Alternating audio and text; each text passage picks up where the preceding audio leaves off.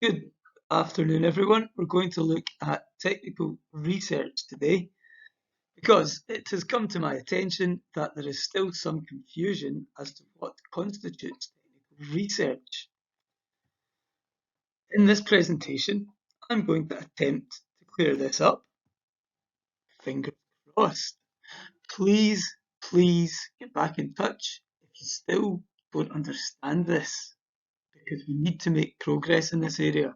Hopefully this presentation explains to you why that's important. So you may ask, why do we research things? Well, in photography, I have introduced you guys to the basics, right? Just the basics. But photography is bigger than that. It's a big, complex, multifaceted phenomenon. You may understand the basics, but you don't really know enough about them to use them effectively to the standard that is required of you in higher photography.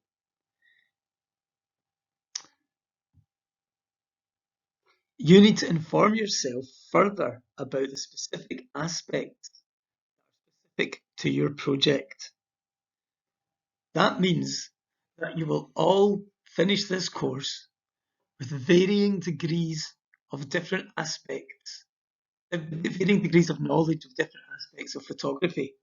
Some of you might turn out to be experts in lighting shots. Some of you might turn out to be experts in using camera techniques like freezing motion or doing long exposures. But the little bit of knowledge that I give, generally the whole class, is not enough for your specific project. I can't teach 14 individual classes. The point of this is that you research to inform yourself exactly like you will have to do for the rest of your life, no matter what you choose to do with it. In any job, any life option, any study path, any just surviving and being a human being requires you to find out things to do things well. But you may ask, how do I know what to research? Well, your photographer research should have thrown up some technical aspects for you to find out more about. That is why I asked you to do the photography analysis sheets and identify at least 3 technical factors. Every single thing I have set and every form I have created, every task I have come up with, all of these, if done completely, build your knowledge and help you create your project. If you decide to not really do one of these properly, or to skip one of them, then what can I do? That's you not doing things that you have to do in order to get a decent project. What goes into technical research? Well, again, fortunately, you all put together technical factors fact sheets last year in which you researched different aspects of photography and then explained what you learned, exactly as you do in your technical research in this project. I asked you to research technical factors, get diagrams. I asked you to explain these technical factors in your own words. This, again, was not completed by many people. And I mean, what can I do? All I can do is lower your estimate, because I didn't do that again for no reason. I set you that task so that you would have a bank of technical research which you could then look back into and then use in your project. I even made, in the technical factors channel, I made a little tab with file viewers to show you all this so you could go through it in a much easier way. All of this was done with the idea of helping you create your project. I also explained this at the time.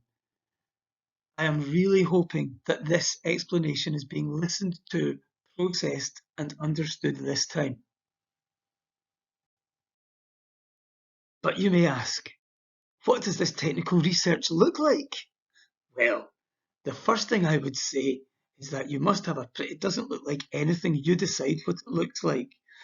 But I could also look at the example that I have showed you numerous times from the example project that is available for everybody to look at in files in Teams. And what it looks like is some diagrams, because photography contains scientific ideas that require diagrams to explain them. It requires some explanations. And so a suggested way of doing this is to pick down things that you have learned from your research. And this, hopefully, this is not a separate task to the rest of your project. Somebody looking at this should then see evidence of this learning in your project. Please look at this example in the, it's in Teams for you to look at in more detail. And then you may say, but that doesn't look like too much work. If I was properly engaged in my project, I could probably get that done in under an hour. You absolutely could. Or you could at least make a start on it and then return to it. And then when I look through your project, I at least know that you are acknowledging it needs to be done and you are using it for the purposes for which it was designed, and that is to inform your project.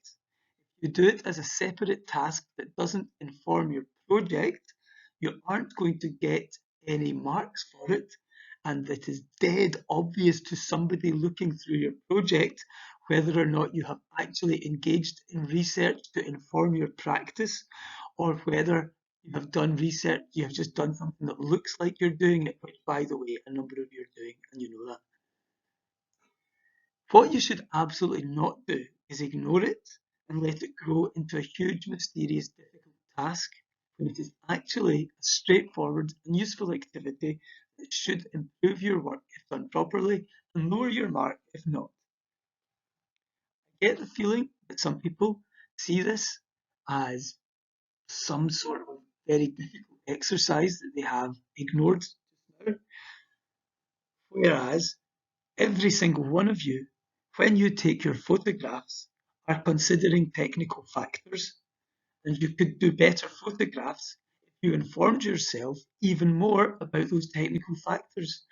I cannot tell you exactly what to find out. There are 14 of you, and all are researching should be researching different technical factors. All I can say is that reading things from photography magazines, and it's so easy to find photography advice online. It's easy to find YouTube tutorials. It's easy to find photographers discussing their work and talking about it. It is so easy to inform yourself online of these things. I am surprised I am in the position where I need to make this PowerPoint at this stage. However, I am now hoping that that is cleared up. Please be brutal, be frank with your feedback to me. Tell me what I am doing wrong here that is making this ambiguous or confusing for you. Tell me the barriers that stand between you and engaging in this technical research. Okay, get back to me. Thank you very much.